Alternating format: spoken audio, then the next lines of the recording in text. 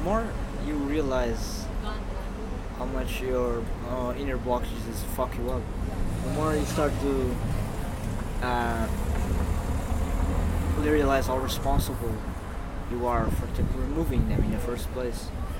Uh, because if they are there, then you realize that it's not the world that is at fault, but you have those uh, problems, those inner problems uh, that are projected as insecurities, and people react to them negatively. And so you start realizing that it's not so much that people are this and that. It's more like there's certain people who are more tolerant of your bullshit, and they are perceived as nice.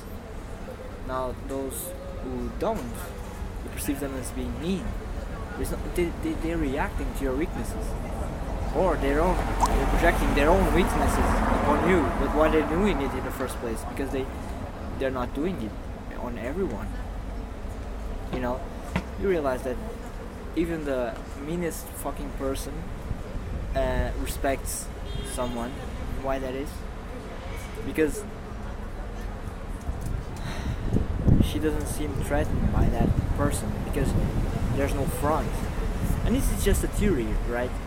And the theory that I'm pointing is that we have a front. It is the ego that is, we self-protecting ourselves from criticism and rejection.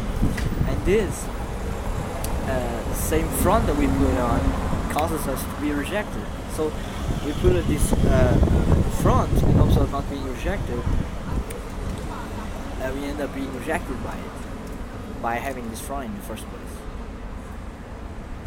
But see, it worked in the past. Why did it work? Normally these traumas come from childhood, so we start developing this for some weird reason. We develop them. We think we're going to be accepted every day before school. We think now we're gonna have to use this mask, and we're going to be able to cope with the world. The world's going to accept who you pretend to be, because now this is going to be the front that is going to be accepted.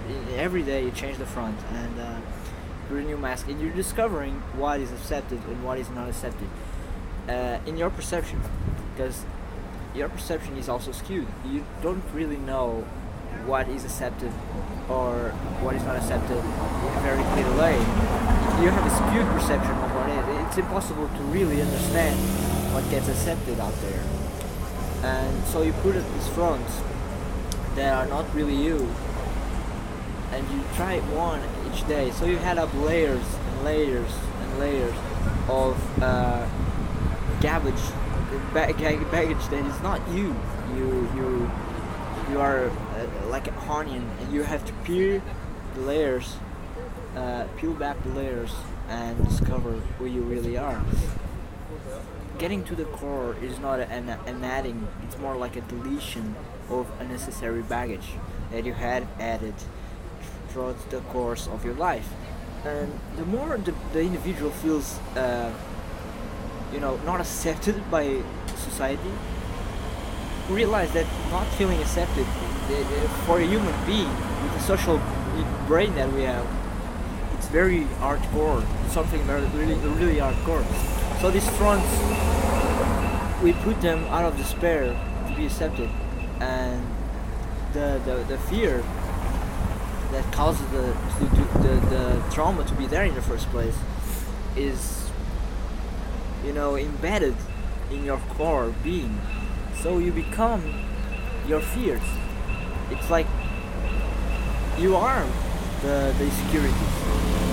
But once the process of development, self-development, real self-development, if you're talking about enlightenment or being who you are, accepting who you are, is you removing the traumas, or if you will, the nonsense or the noise that is,